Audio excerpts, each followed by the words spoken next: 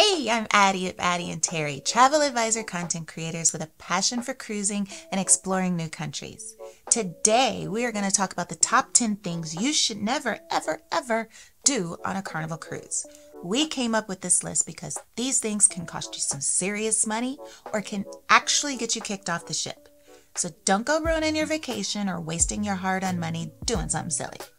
Let us know in the comments if you learned something new or if we missed anything. Let's get into it. Tip number 1, pack your carry-on accordingly. So I'm going to give you a list of things that you should never put in your checked luggage. Now, when I say checked luggage, I'm talking about the luggage that you give to the porter on embarkation day and ends up at your door later in the day. This is the stuff that you want to have with you in a carry-on bag. These are the things that you're going to need to actually board the ship, like your boarding pass and your identification. This is your passport, this is your birth certificate, and your government-issued photo ID. Now that we're in the times that we live in, you know what I'm talking about. You need to make sure that you are carrying your vaccination cards with you as well. They aren't required to cruise anymore, but some countries that we visit still like you to have them with you. If you're prone to getting seasick or having motion sickness or vertigo or something like that, make sure that you're carrying your C-bands or your Dramamine on board. Another thing is to make sure that if you're bringing a bottle of wine or champagne on board, you need to have this in your carry-on. Because if you pack it in your checked luggage, there's a good chance that it will be confiscated and you won't get it back. On that same note, if you're bringing any canned beverages or carton beverages like sodas or juices or water, you have to carry those on too. Another thing is to make sure that you carry any medicine or anything of that nature on board. Anything that's really important to you. Anything that you don't feel comfortable letting out of your sight for a few hours, pretty much just pack it in your carry-on. Tip number 2, and I think I can't stress this one enough. Don't be late getting to the ship. Don't risk missing the ship on embarkation day and losing all your money. Then you have to deal with paying more money to stay at a hotel, or money to get a flight back home, or money to get gas to drive. Just don't give yourself that headache or anxiety. Just make sure that you're not late for your check-in appointment. Give yourself a window of time to be there. We like to make sure that we have a good 2 to 4 hours of leeway because anything can happen. Like when the airport shut down because of a bomb threat and we couldn't leave, or the time we got a flat tire on the interstate driving into the port. Stuff can go wrong, so just plan ahead and give yourself time so that you can make sure you get there on time. Next up is number 3. You don't want to be late coming back from port. Nobody likes being a pier runner, so if you go out in port, it can really cost you if you come back too late. The ship will leave you, and everybody will be waving at you from the balcony and saying goodbye. And next thing you know, you're on YouTube and TikTok and not the way you want to be. Then it's going to cost you money because you could end up having to go to the embassy or to the consulate to have to get a temporary passport, even more money because of hotel stays, and even more money again for the flight home. Not to mention, you've missed out on your cruise. So yes, have lots of fun in port, but be smart and get back to the ship on time. Tip number 4, do not, I repeat, absolutely do not smoke in your room or on the balcony. We all pretty much know that there's a designated smoking area on the ship, and I understand it can be annoying to have to go from your nice comfy cabin to go all the way outdoors in the windy and it's cold to the smoking area outside. Especially when you could step outside on your balcony, light up, get your smoke on, and be done with it. But here's the thing. That quick little puff on your balcony or in your room can cost you $500 per violation if they catch you smoking. You gotta ask yourself, is it even worth it to light up that cigarette or that cigar or that e-cigarette, that vape or whatever? Is it worth $500? And here's the worst part. Not only do you have to pay the $500 fine, but you can get kicked off the ship with no refunds and no compensation and risk being blacklisted to not being able to sail ever again. So yeah. Ask yourself, is it worth it to light up in your room or on the balcony? Have to pay a $500 fine and possibly get kicked off the ship?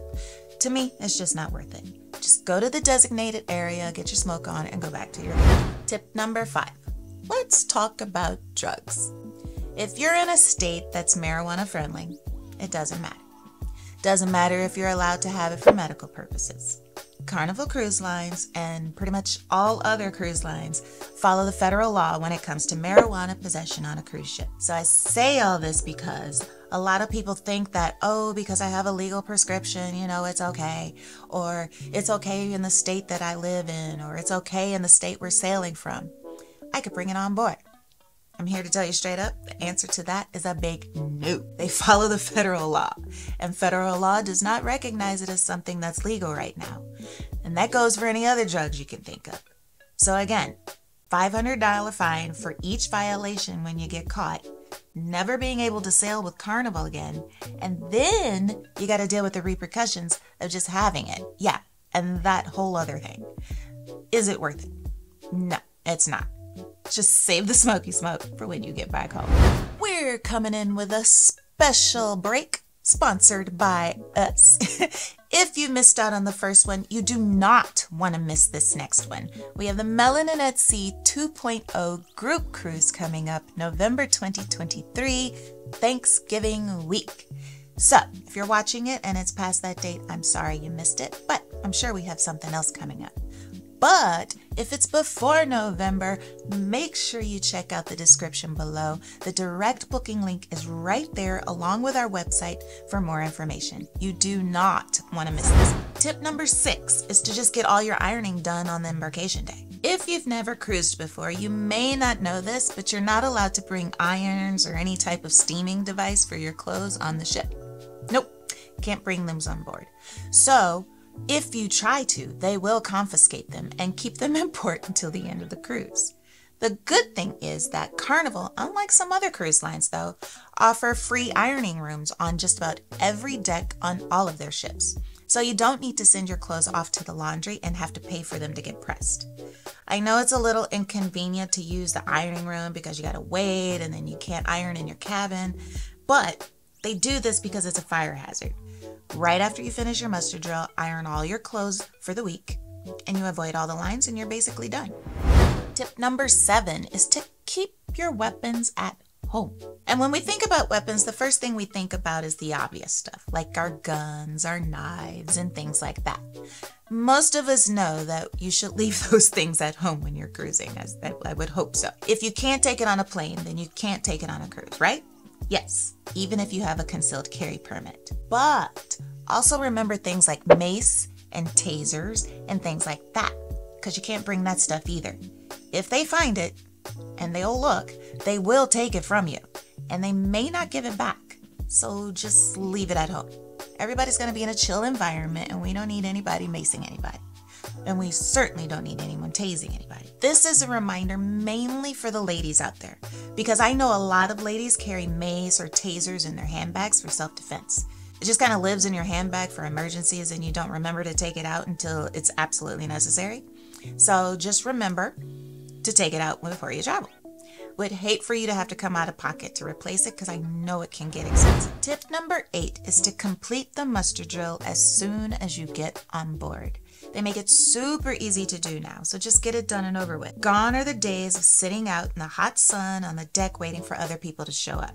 You simply watch a 5-minute demo of how to properly put on your life jacket and hear any other safety information that they have. Make sure you get your sail and sign card scanned and you're done. Just do it as soon as you get on board because you don't want to be that guy or that girl holding up the whole cruise ship because you didn't go to your muster station.